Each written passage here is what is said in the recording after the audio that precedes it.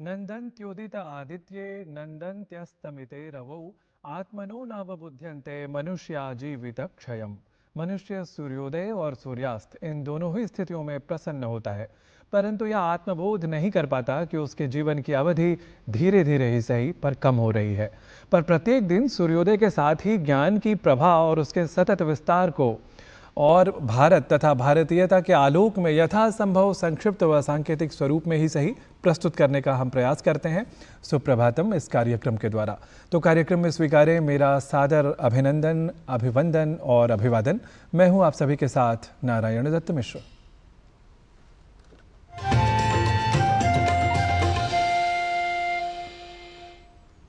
न कालस्यास्ति बंधुत्वं न हेतुर्न पराक्रमः न मित्रज्ञाति संबंधः कारणं नात्मनो वशः। कहने का अर्थ यह कि काल का किसी के साथ बंधुत्व, मित्रता अथवा जाति बिरादरी का कोई संबंध नहीं होता, अर्थात उसे वश में करने का कोई भी उपाय नहीं है। उस पर किसी का पराक्रम नहीं चला करता, पर काल के स्वरूप को जानने व समझने का प्रयास अवश्य हमें करते रहना चाहिए। और इसलिए भारतीय काल गणना की परंपरा को प्रतिबिंबित करता हमारा पहला प्रभाग आज का पंचांग लेकर आते हैं हम सुप्रभातम की पहली प्रस्तुति के रूप में। आज का पंचांग युगाब्द 5127, विक्रम संवत 2082, शक संवत 1947, उत्तरायण, वैशाख मास, कृष्ण पक्ष, एकादशी तिथि, बृहस्पतिवार, शतभिषा नक्षत्र। आज का दिन सभी के लिए मंगलमय हो। तो यह थी प्रस्तुति आज के पंचांग की। संस्कृत का एक प्रसिद्ध श्लोक है, जयेत कदर्यम दानेन सत्येन नृतवादिनम क्षमया क्रूर कर्माण मसाधुम साधुना जयेत। अर्थात दान से कंजूस को, सत्य से झूठ बोलने वाले को, क्षमा से क्रूर कर्म करने वाले को तथा सज्जनता से दुर्जन को जीतना चाहिए। साथ ही साथ हम यह भी जोड़ दें कि कठोर वाणी को मृदु वाणी से जीत लिया जाना चाहिए और इसी ध्येय की प्राप्ति के लिए आवश्यक होता है प्रयोग सुभाषितों का। तो आज का सुभाषित क्या है और उसके द्वारा किस ध्येय की सिद्धि की जा सकती है, यह सुनकर समझ लेते हैं। सतां हि दर्शनं पुण्यं तीर्थभूताश्च सज्जनाः कालेन फलते तीर्थम् सद्यः सज्जनसंगतिः।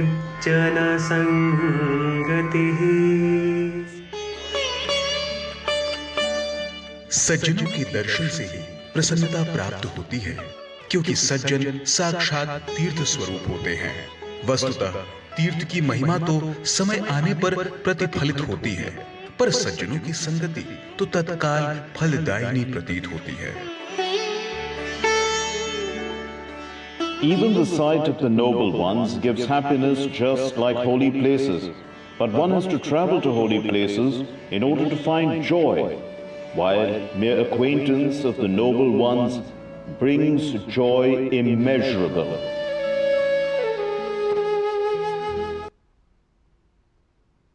और अब क्रम है भारतीय ज्ञान परंपरा से जुड़ी हमारी प्रस्तुति का। धार्मिक ग्रंथ रामायण में कहा गया है कि नल और नील ने वानर सेना की सहायता से पत्थर का पुल बनाया था, जिससे होकर पूरी वानर सेना लंका तक पहुंची। इसे ही राम सेतु कहा जाता है।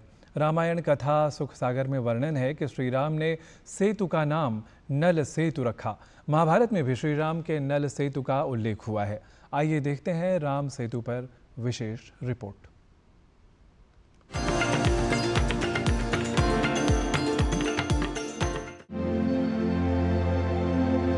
सीता को खोजने जो पहुंचे लंका में हनुमान, ज्ञान गुण सागर जय कपीस को नहीं था यह अनुमान।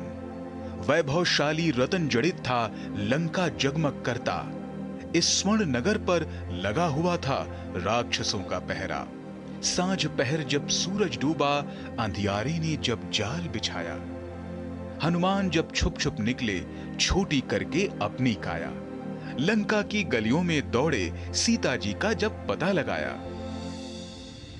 ये तो बात थी राम भक्त हनुमान जी की, जिन्होंने जामवंत के द्वारा अपनी शक्तियों को याद कर इस विशाल सागर को पार कर माता सीता का पता लगाया। परंतु श्री राम और लक्ष्मण ने विशाल वानर सेना के साथ सागर को कैसे पार किया होगा? इसका उत्तर मिलता है श्री राम का बनाया गया राम सेतु। श्री राम ने अपनी सेना के साथ लंका पर चढ़ाई करने के लिए धनुष कोड़ी से श्रीलंका तक समुद्र पर जिस पुल का निर्माण कराया, उसका नाम नल सेतु रखा था। स्कंद पुराण में सेतु महापर्व है। उस सेतु महापर्व में भगवान वेदव्यास जी लिखते हैं, दक्षिणाम्बुनिधौ पुण्ये राम सेतौ विमुक्ति देम धनुष्कोटि ख्यातम तीर्थमस्ति विमुक्तिदम। धनुष्कोटि नामक जो सेतु है रामेश्वरम में, वह अत्यंत कल्याणकारी है। वाल्मीकि रामायण कहती है कि जब श्री राम ने सीता को लंकापति रावण से छुड़ाने के लिए लंका पर चढ़ाई की, तो उन्होंने नल और नील से एक सेतु बनवाया था। दरअसल माना जाता है ये पुल नल और नील के निरीक्षण में 5 दिन के भीतर बनाया गया था। कई विशेषज्ञों का मानना है कि इस सेतु में ज्वालामुखी के प्यूमाइस स्टोन का इस्तेमाल किया गया था, क्योंकि ये डूबते नहीं हैं। इस सेतु का जिक्र वाल्मीकि रामायण में मिलता है। रामायण में इस पुल की लंबाई 100 योजन और चौड़ाई 10 योजन बताई गई है। गीता प्रेस गोरखपुर से प्रकाशित श्रीमद् वाल्मीकि रामायण कथा सागर सुख सागर में वर्णन है कि श्री राम ने सेतु का नाम नल सेतु रखा। महाभारत में भी श्री राम के नल सेतु का जिक्र आया है। व्यास जी कहते हैं कि धनुष्कोटिर धनुष्कोटिर धनुष्कोटिर इतिरणात्, जो धनुष्कोटि है वह धनुष्कोटि निश्चित रूप से पुरुषार्थ चतुष्टय को देने वाला है। पुरुषार्थ चतुष्टय की उससे प्राप्ति होती है, जो रामेश्वर स्थित धनुष्कोटि है, जिसका निर्माण मर्यादा पुरुषोत्तम श्री राम ने किया था। वाल्मीकि रामायण में जिक्र है कि 3 दिन की खोजबीन के बाद श्री राम ने रामेश्वरम के आगे समुद्र में वह स्थान ढूंढ निकाला जहां से आसानी से श्रीलंका पहुंचा जा सकता था।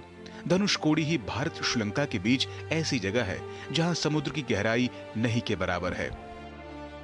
इसका नाम धनुषकोडी इसलिए है कि यहाँ से श्रीलंका तक वानर सेना ने जो पुल बनाया था उसका आकार धनुष के जैसा है। इन सभी इलाकों को मन्नार समुद्री क्षेत्र के तहत माना जाता है। वाल्मीकि रामायण में कई प्रमाण हैं कि सेतु बनाने में उच्च तकनीक का इस्तेमाल किया गया था। कुछ वानर बड़े बड़े पर्वतों को यंत्रों की मदद से समुद्र तट पर ले आए थे। कुछ वानर 100 योजन लंबा सूत पकड़े हुए थे, यानी पुल के निर्माण में सूत का इस्तेमाल कई तरह से किया जा रहा था। कालिदास ने रघुवंशम के 13वें सर्ग में राम के आकाश मार्ग से लौटने का वर्णन किया है। इस सर्ग में श्री राम का माता सीता को राम सेतु के बारे में बताने का वर्णन है। स्कंद पुराण के 3, विष्णु पुराण के 4, अग्नि पुराण के 5वें से 11वें और ब्रह्म पुराण में भी श्री राम के सेतु का जिक्र किया गया है। राजमंगल पांडे के साथ जनेंद्र सिंह की रिपोर्ट, डीडी न्यूज।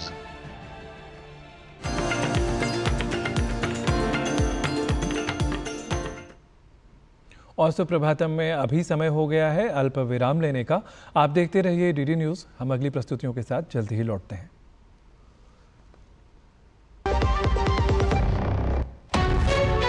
विभाग अनेक, कंप्लेंट बॉक्स 1।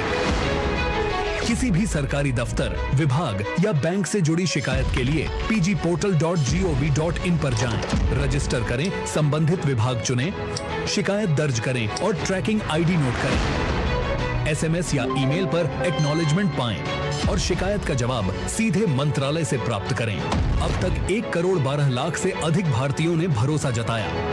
सीपी ग्राम्स, आपकी हर शिकायत का हल। अभी शिकायत दर्ज करें pgportal.gov.in। जल्दी करो यार, प्लीज जल्दी। दूसरा कोई मैच है क्या?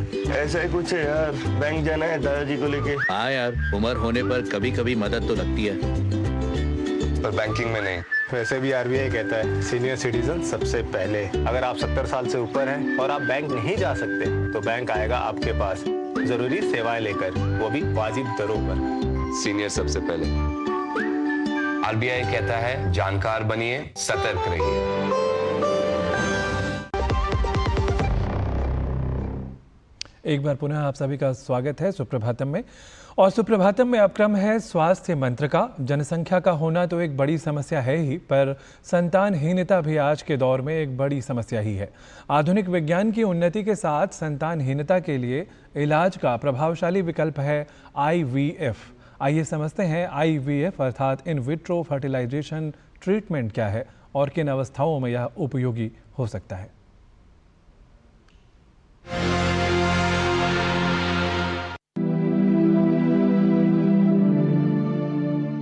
संतानहीनता की समस्या के लिए इलाज के कई विकल्प उपलब्ध हैं। आजकल बहुत सी ऐसी तकनीकें हैं जिनकी सहायता से संतानहीनता का कारण जानकर सही उपचार किया जा सकता है और संतान प्राप्ति संभव हो सकती है।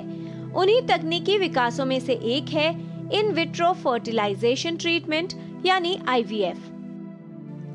कई स्थितियों में IVF उपयोगी सिद्ध हो सकता है। हर तरह के ट्रीटमेंट जब फेल हो जाते हैं उसके बाद ही IVF का नॉर्मली हम लोग उसका इस्तेमाल करते हैं और इससे काफ़ी हद तक जो संतानहीन कपल्स को हम प्रेगनेंसी दे पाते हैं। ट्यूबल इनफर्टिलिटी वाले पेशेंट्स के लिए तो IVF ही समाधान है, मगर अगर अंडा रिलीज नहीं होता या कोई और कारण है, पति में कोई कमी है, तो उसकी ट्रीटमेंट पहले की जा सकती है। अगर वो सब ठीक हो, अगर उसी से बच्चा ठहर जाए तो बहुत बढ़िया, जिसमें IUI एक तरीका है जिसमें अगर ट्यूब्स खुली हैं और पति का सीमेन ठीक है तो हम IUI की प्रक्रिया से बच्चा कर सकते हैं। IVF तकनीक का प्रयोग कई स्थितियों में किया जाता है। यदि शुक्राणु यानी स्पर्म कम हो, PCOD जैसी स्थितियों के कारण एवोल्यूशन में समस्या हो, फेलोपियन ट्यूब के साथ समस्या हो, एंडोमेट्रियोसिस की स्थिति में या अन्य फर्टिलिटी इलाज यदि सफल न हो तो IVF की सहायता ली जा सकती है। जब हम IVF की ट्रीटमेंट सोच रहे हैं तो हम एक्सपेक्ट करते हैं कि पेशेंट की रूटीन इन्वेस्टिगेशन सब हो चुकी हैं, मरीज़ के अंदर बच्चेदानी है और ये बच्चेदानी ठीक है और अंडेदानी में अंडे हैं, और अगर अंडे नहीं हैं तो उसके लिए भी विकल्प है, मगर रूटीन अगर अपने ही अंडों से बच्चा करना है तो ज़रूरी है कि अंडेदानी में अंडे होने और अंदर की बच्चेदानी मरीज़ की बिल्कुल ठीक होनी चाहिए, तभी हम आगे IVF कर पाते हैं। IVF ट्रीटमेंट में प्रयोगशाला में कुछ नियंत्रित परिस्थितियों में महिला के अंडे यानी एग्स और पुरुष के शुक्राणु यानी स्पर्म को मिलाया जाता है। जब संयोजन से भ्रूण बन जाता है तब महिला के गर्भाशय में उस भ्रूण को स्थानांतरित कर दिया जाता है। आवश्यक है कि IVF की प्रक्रिया करने से पहले इसके दौरान कुछ बातों का ध्यान रखा जाए। इस प्रक्रिया में हम अंडेदानी में से अंडे निकालते हैं, उसको हम बाहर लैब के अंदर पति के सीमेन के साथ स्पर्म के साथ अंडा जब मिलता है तो बच्चा बनता है। इस बच्चे को गर्भ में डाला जाता है और ये प्रक्रिया जो है एक बारी में कई बार सक्सेसफुल होती है, बट 1 से 3 बारी अंडे निकालने की प्रक्रिया की जाती है। अंडे निकालने की प्रक्रिया तो 1 महीने के अंदर ही खत्म हो जाती है और शुरू के पहले 10 दिन टीके लगाए जाते हैं। मरीज़ के काफ़ी अंडे जब बन जाते हैं तो इन अंडों को निकाला जाता है और उसके बाद उनको पति के सीमेन से मिला के जब बच्चा बनता है तो साथ के साथ तीसरे दिन या 5वें दिन इसको अंदर गर्भ में डाल दिया जाता है। और अगर हम फ्रेश साइकिल नहीं करना चाहते तो इन बच्चों को हम क्रायो प्रिजर्व करते हैं, इसका मतलब उनको फ्रीज कर देते हैं और उनको अगली साइकिल्स में डाल सकते हैं। इस सबको प्रक्रिया को 1 से 3 महीने लग सकते हैं और कई बार हम बच्चे डालने की प्रक्रिया को और भी डिले कर सकते हैं। वो मरीज के ऊपर है कि वो फिट है या नहीं फिट है उस बच्चे को डालने के लिए। IVF प्रक्रिया करने से पहले अपने डॉक्टर से सलाह अवश्य करें। जानें कि क्या आप IVF प्रक्रिया के लिए सही कैंडिडेट हैं या नहीं। डॉक्टर के निर्देश अनुसार ही IVF कराना चाहिए। ये प्रक्रिया कई चरणों में पूरी होती है। IVF की एक साइकिल में लगभग 2 से 3 सप्ताह लग सकते हैं। इसमें 1 से अधिक IVF साइकिल की आवश्यकता हो सकती है। इस प्रक्रिया को 1 से अधिक बार करना पड़ सकता है। IVF एक सफल तकनीक है। गर्भधारण में समस्या होने पर विशेषज्ञ से परामर्श लें, इसका कारण जानें और सही इलाज करवाएं। IVF तकनीक के द्वारा संतानहीनता की समस्या को दूर किया जा सकता है और संतान प्राप्ति संभव हो सकती है। किरण भारद्वाज, DD न्यूज। तो आपने जाना कि संतानहीनता एक बड़ी समस्या है और इसके समाधान क्या है। संतानहीनता का कारण वस्तुतः स्त्री या पुरुष में से किसी से भी जुड़ा हो सकता है। तो आइए आज जानते हैं कुछ यौगिक क्रियाएं जो महिलाओं में अनुर्वरता से बचाव में उपयोगी हैं। आइए आज बात करते हैं फीमेल इनफर्टिलिटी के ऊपर। आजकल देखा जा रहा है कि फीमेल इनफर्टिलिटी केसेस बढ़ रहे हैं, तो हम 2 आसन लाए हैं, बहुत सुंदर आसन जो आपकी इनफर्टिलिटी के केस में बहुत लाभदायक है। तो आइए समझते हैं उन्हें कैसे करना है। पहले हम दोनों पाँव के नमस्ते बना के ऐसे बैठेंगे, फिर धीरे से अपने राइट पाँव को ऐसे डायगोनली या तिरछा लेकर जाएंगे। ये आसन में आने के बाद धीरे धीरे अपने दोनों हाथों को सामने लेके आना है और वॉक करते हुए या आगे बढ़ते हुए नीचे की तरफ जाना है। आप जितना नीचे जा सकते हैं आप जाइए, कंफर्टेबल होके। जैसे जैसे आप नीचे जाएंगे आप देखेंगे आपके इनर थाई में एक बहुत सुंदर सा स्ट्रेच आ रहा है। धीरे धीरे धीरे अपने स्ट्रेच को बढ़ाते हुए नीचे की तरफ जाना है और अगर कोशिश करके अपने सर को नीचे लगाना है। जितनी देर आप रुक सके नॉर्मल ब्रीदिंग में यहाँ रुकना है और धीरे से वापस आ जाना है। जैसे जैसे नीचे जाएंगे ये स्ट्रेच एक बहुत सुंदर स्ट्रेच, ब्यूटीफुल स्ट्रेच एक्सपीरियंस करेंगे। अब राइट लेग को वापस अंदर लेके आना है और लेफ्ट पाँव को बाहर की तरफ लेकर जाना है। बैक को सीधा रखते हुए, अपने घुटनों को सीधा रखते हुए, पाँव को सीधा रखते हुए, टोस को अंदर की तरफ खींचते हुए इसी प्रकार पहले की तरह ही वापस सामने की तरफ चलते हुए आगे जाना है। धीरे धीरे वॉक करते हुए हल्का हल्का स्ट्रेच देते हुए नीचे की तरफ जाके रुकना है। यहाँ कुछ समय रुकेंगे और धीरे से वापस आ जाएंगे। वापस आने के बाद दोनों पाँव को वापस साथ में नमस्ते बना लेंगे। नमस्ते बनाने के बाद अपने हाथों को अपने नमस्ते के ऊपर रख के इनहेल करते हुए एक्सहेल करते हुए नीचे की तरफ जाना है। जितना आप कंफर्टेबली नीचे जा सकते हैं जाएंगे और अपने सर को नीचे लगाने की कोशिश। जैसे हम यहाँ पे रुकेंगे हमारे इनर थाई का स्ट्रेच बहुत बढ़ेगा। धीरे धीरे उस स्ट्रेच को एक्सपीरियंस करते हुए कुछ देर यहाँ रुकेंगे और कंफर्टेबल होने के बाद धीरे से वापस ऊपर आ जाएंगे।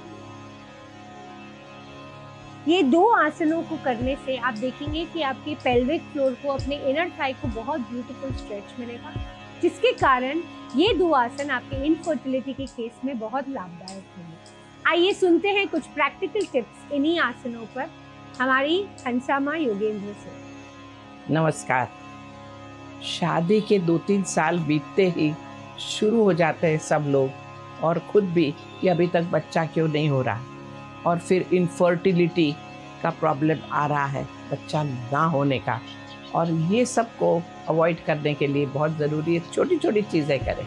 एक तो आपके एनीमिक कंडीशन कभी ना हो, इसलिए खून बढ़े ऐसा खाना खाना ज़रूरी है। अनार है, खजूर है, शहद है। दूसरा, घी पेट में जाना ही चाहिए। नट्स पेट में जाने चाहिए, जैसे बादाम, पिस्ता, काजू वगैरह, लेकिन 5 बादाम रोज़ रात को भिगो के खा लें, अच्छा रहेगा। तीसरा, जरा प्रकृति में चलना ज़रूरी है, रिलैक्स रहना ज़रूरी है। चौथा, कि अपनी कंडीशन से दुखी मत होइए। ऐसा कुछ नहीं है कि ये बच्चा है तो ही सुखी और बच्चा नहीं है तो दुखी है। मन को जरा उससे बाहर हटाएं और आनंद लेना सीखें। जो परिस्थिति है अच्छी है और अपने काम में लगे रहें। नमस्कार। और अब संस्कृत सीखने के लिए आइए चलते हैं संस्कृत पाठशाला की कक्षा में और जान लेते हैं संस्कृत के कुछ प्रयोगों को।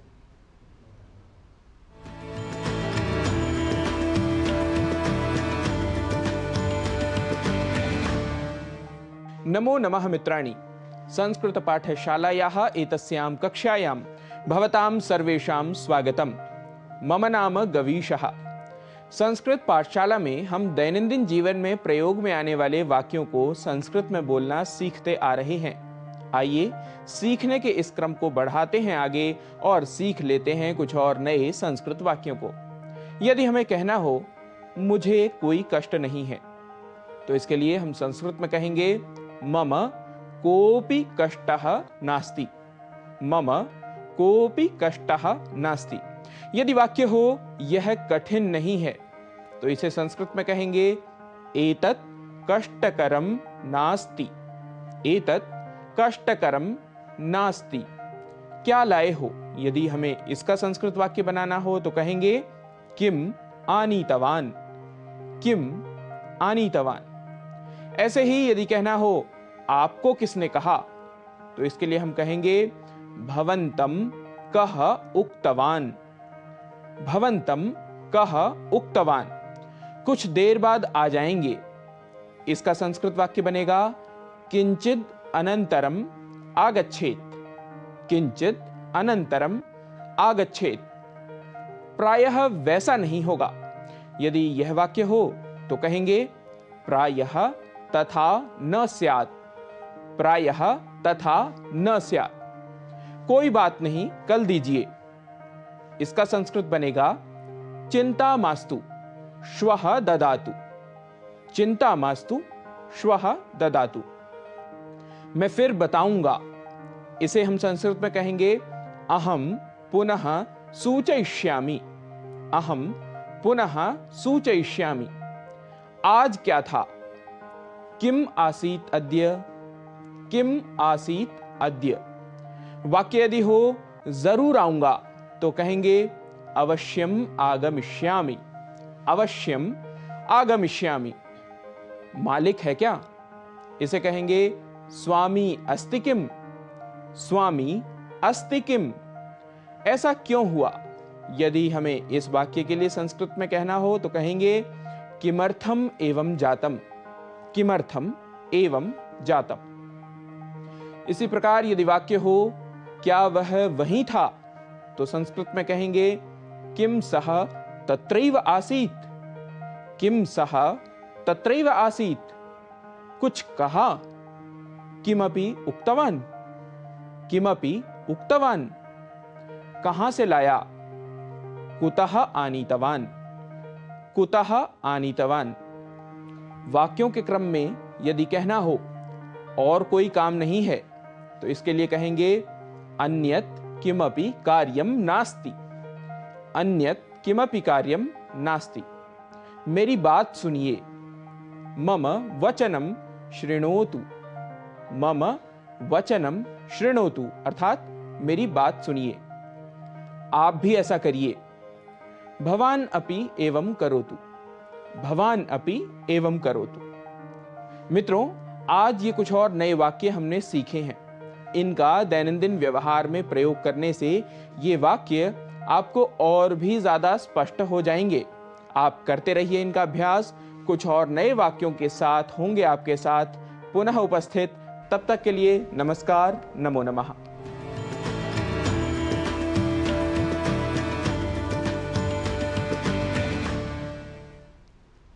और सुप्रभातम में अब क्रम है एक प्रेरक वृत्त की प्रस्तुति का।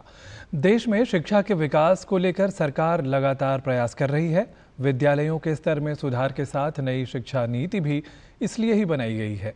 और हम जानते ही हैं कि जिन विद्यालयों में शिक्षक और विद्यार्थी सकारात्मक बदलाव में रुचि लेते हैं, तब शिक्षा के क्षेत्र में विशेष आयाम जुड़ जाया करता है। ऐसे ऐनक मैडम जी का, ऐसे ऐनक मैडम जी का, ओसे उखली पत्थर की, ओसे उखली पत्थर की, हमसे अंगूर खट्टे मीठे, हमसे अंगूर खट्टे मीठे। हम आज बात करेंगे लखनऊ के ग्रामीण क्षेत्र महमूदपुर के प्राथमिक विद्यालय की, जहां के अध्यापकों ने जहां स्कूल को सजाया संवारा है, वहीं बच्चों की पढ़ाई को लेकर नई प्रथा की शुरुआत भी की है। यहाँ सभी अध्यापकों ने 5 से 10 बच्चों को गोद लिया है। अध्यापक इनकी पढ़ाई से लेकर अन्य सुविधाओं तक का पूरा ख्याल रखते हैं।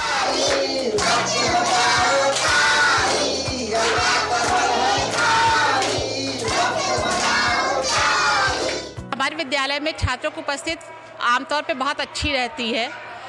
साथ ही इसके साथ हम लोग अपने छात्रों की उपस्थिति बढ़ाने के लिए समय समय पर गांव का भ्रमण करते हैं। हमारे वहाँ मेन बात यह है कि हमने अपने सारे इस मजरे में हमारे 5 मजरे लगते हैं महमूदपुर गांव में, तो हमने एक एक मजरा जो है सारे टीचर्स को अलॉट कर दिया है। अब उस टीचर की जिम्मेदारी है कि उस मजरे से बच्चों की उपस्थिति नियमित करवाने की वो सारी जिम्मेदारी हमारा वो शिक्षक उठाता है। साथ में कभी कभी हम लोग भी जा कर के गाँव में जो है घूम लेते हैं, अभिभावकों से मिलते हैं और उन्हें ये कहते हैं कि बच्चों को जो है विद्यालय नियमित रूप से भेजें। तो हमारे वहाँ के एक तो छात्र उपस्थित हमारे इन प्रयासों से काफ़ी अच्छी हो जाती है। विद्यालय में सीमित संसाधन के बीच अध्यापक पुरानी सामग्री से पढ़ाने के लिए खिलौने बनाकर विद्यार्थियों को आसानी से हर विषय को पढ़ाते हैं, जिससे बच्चों में शिक्षा के प्रति रुचि बढ़ रही है। विद्यालय में बच्चों को गोद लेने की प्रथा ने विद्यालय की अलग ही पहचान बना दी है। यहाँ बच्चों के एडमिशन करने वालों की एक कतार लगने लगी है। अध्यापक मोहम्मद नईम बताते हैं कि हम लोगों ने जब से बच्चों को गोद लिया है तब से बच्चों के अभिभावक भी खुश हैं। हम लोग पढ़ाई के साथ बच्चों के घर पर भी जाकर उनका हाल चाल लेते हैं। हम लोग का मेन फोकस रहता है। तो इसके साथ ही अब समय है कार्यक्रम के समापन का। कल पुनः सूर्योदय के बाद सुप्रभातम कार्यक्रम का नया अंक लेकर लौटेंगे हम, भारतीय ज्ञान परंपरा और भारतीय संस्कृति की अन्य विशेषताओं को समक्ष रखने वाली प्रस्तुतियों के साथ। तब तक के लिए मुझे अपने सहयोगियों के साथ दीजिए अनुमति। नमो नमः।